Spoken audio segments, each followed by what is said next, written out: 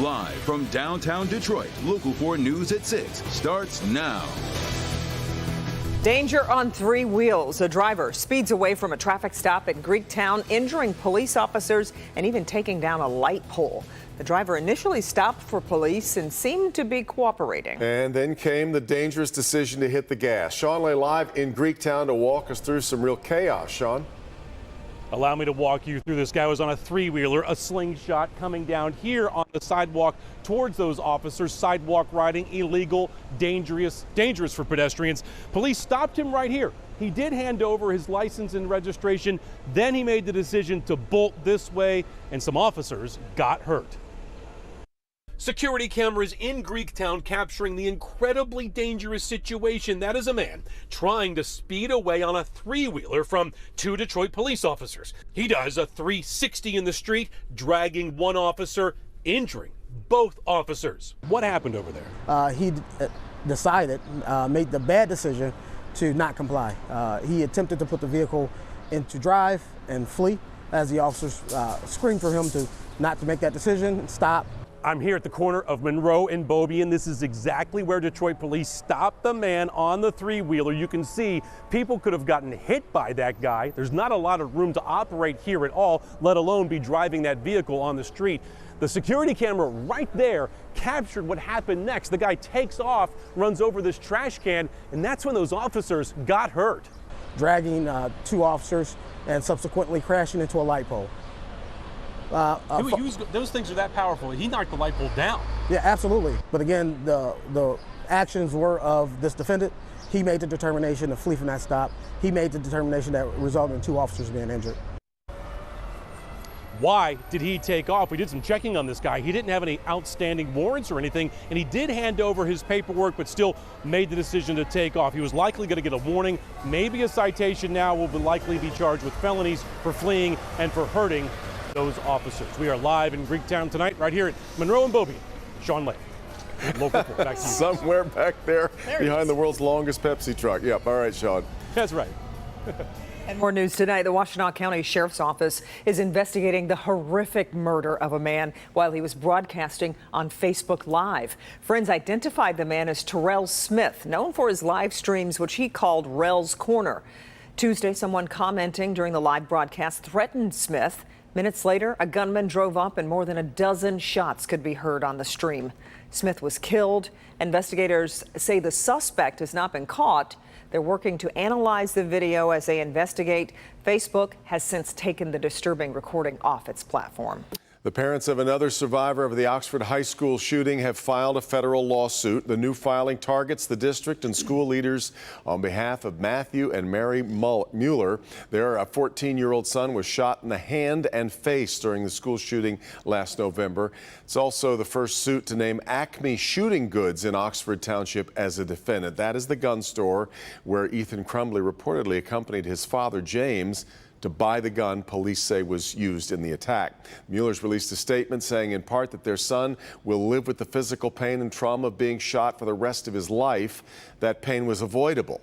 We are bringing this suit so that the failures both in the sale of this gun and at our school, which allowed this to happen, can never happen again.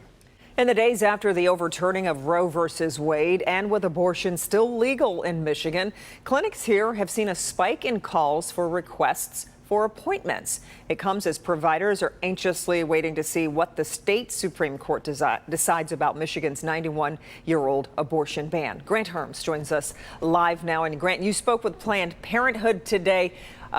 What are they saying about this increase in calls they're receiving?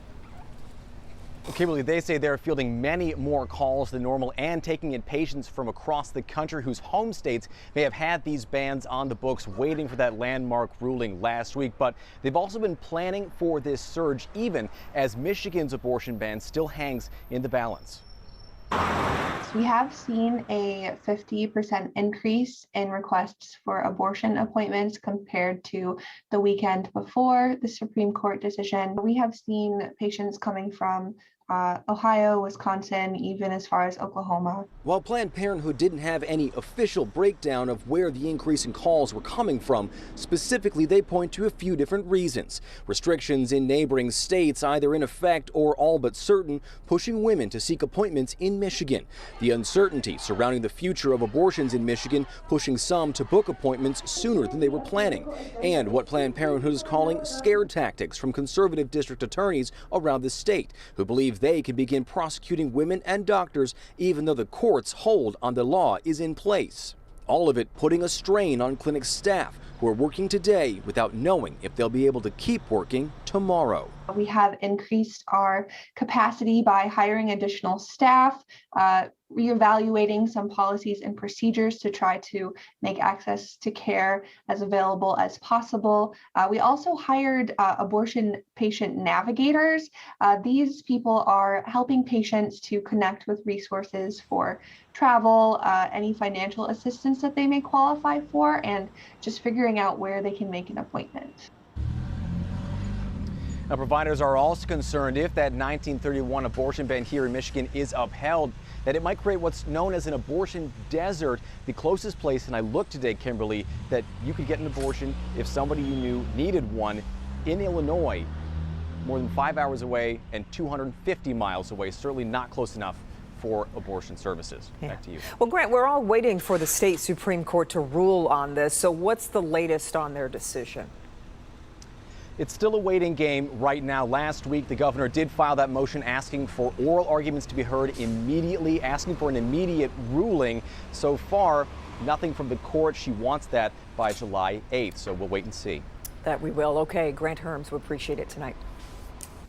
A lot of us woke up to some rain today, but then turned dry and sunny, and now temperatures on their way up. Look at that beautiful shot. Not a bad day at all. Yeah. Let's check in with Paul for a look at the weather. Hi, Paul. Yeah, hey there. It turned out pretty nice. I mean, we need the rain, but then this is also summertime and people are out doing yard work, out biking, golfing, kids are at camp, and you don't want the rain for that. But in any event, right now, lots of May sun and blue sky over the stadium there in Ann Arbor. My wife, the Spartan, likes to have me remind you that it's a green field. So May sun, blue sky on the green field over there at Michigan Stadium. Temperature 81 in Detroit, 80 in Ann Arbor, 76 Lapeer, 77 over in Monroe with very light wind out there. And temperatures are going to be falling through the 70s during the evening hours into the upper 60s by midnight. Temperatures, look at this. We're going to spike up to 90 tomorrow, maybe near 90 on Friday for some of us. But look at this. We're staying very warm over the next week or so, but the question is, will the weather cooperate for the holiday weekend? We'll talk about that part of the forecast in just a few minutes. Today's the day. Oh, sorry, Paul. Tell us about the app. I forgot to tell you, we were supposed to tell you about the app, and I was so focused on that holiday weekend. Yes. You're going to need the app this holiday weekend. You want to check temperatures, and on Monday, you might need to actually check the real-time radar on the app. Just go to the App Store, search under WDIV. It is right there, guys. There we go. All right, Paul. Well, today is the day that dogs all over the state resent. It's the start of a 6-day window in which consumer fireworks can be legally set off on personal property in Michigan. Or dogs. Yeah. I feel sorry for them. Well, we know from recent history that some people will get hurt. So tonight, a local emergency room doctor is sharing a warning about the serious injuries he's seen caused by fireworks. Our own ER doctor, Frank McGeorge, here with a reality check on the risks. Doc? Well, you know, Kim and Devin, in over 30 years of working in the emergency department, I've seen it all, from simple burns from sparklers that were still hot after they were burned out, to fingers and hands, frankly, blown apart by larger explosive fireworks. But the most common issue that I've personally seen in those years are eye injuries. Fireworks don't spark the same joy for emergency physicians. The types of injuries that we see in the emergency department in that sort of month around the 4th of July are really related to either burns, shrapnel injuries from explosions, direct explosive injuries, and blunt force injuries from large flying objects, usually mortar-style fireworks. Dr. Brad Uran at Michigan Medicine has seen the devastating damage fireworks can do. I've seen just about every body part injured as a result of fireworks. I've seen severe burns. I've seen people lose eyes. I've even seen fatalities related, especially, again, to those larger mortar-style fireworks.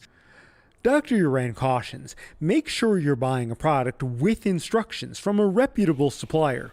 If fireworks are wrapped in a brown paper bag, that probably means it's either homemade or intended for professional use, and they should be avoided.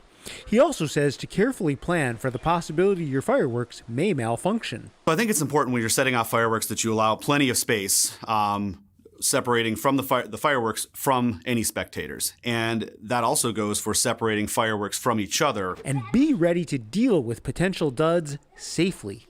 Leave that sit for at least half an hour. And then you should have a bucket of water or a garden hose with you that you can soak that firework completely. Now, some of the most devastating injuries are actually caused by fireworks that didn't go off initially, then exploded as someone reached for them or leaned over them. Now, tomorrow morning on Local 4 News, consumer investigator Hank Winchester, he's going to have a closer look at the risk that sparklers can pose to children and the most common ways that people are hurt using fireworks. And Frank, let's go back to eye injuries, which you mentioned as your #1 concern. It's probably worth every year going over some advice to prevent those injuries from happening. Yeah, there's a couple of things. First of all, obviously, just stay away from lit fireworks, especially the ones that emit sparks. If the fuse isn't as long as you think, or maybe it falls over, that shower of sparks is really just an eye injury waiting to happen.